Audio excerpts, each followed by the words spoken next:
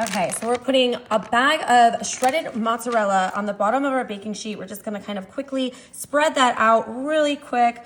Oh, that looks delicious. I love cheese. Okay, now we're gonna grab a little bit of Parmesan and, oh, let's see if I can open that up right there. And then we're gonna just sprinkle some of this Parmesan right on top of that mozzarella. This is an easy, cheesy, super tasty appetizer. You guys are gonna love this. Oof, I can't wait.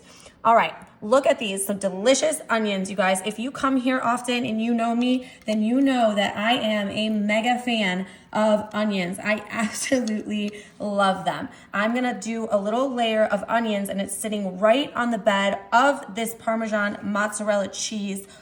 Oh, you guys, these are gonna cook. They're gonna be golden brown. All of that, kind of that little bit of greasiness from the cheese is gonna help roast these onions, and they're going to be absolutely amazing. I even kind of want to come in here and just put even more, let's see, use all of these up. Oh, there we go, perfect. Covering a whole nice layer on the bottom.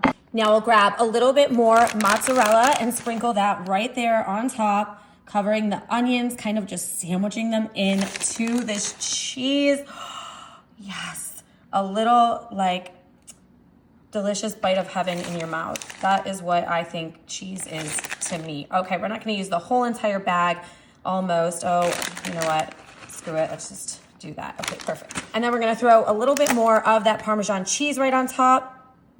Just making this cheesy with these onions right there in the center. The Parmesan, I love when it roasts in the oven, it gets golden brown and crispy and it just turns out so super. It works so well doing things like this. Okay, now here I have some pepperoni and look at this. We're making like a pepperoni pizza style dish here without using any type of bread. Okay, so this is gluten-free, right? Woohoo, we got a little gluten-free dish going on, and I am going to be not stingy with these pepperonis here. I'm gonna make a nice layer of pepperoni right on top of this cheese. Oh, yeah, baby, that is what I am talking about right here. This looks amazing. Okay. Now I'm gonna throw a little bit of garlic powder right on top.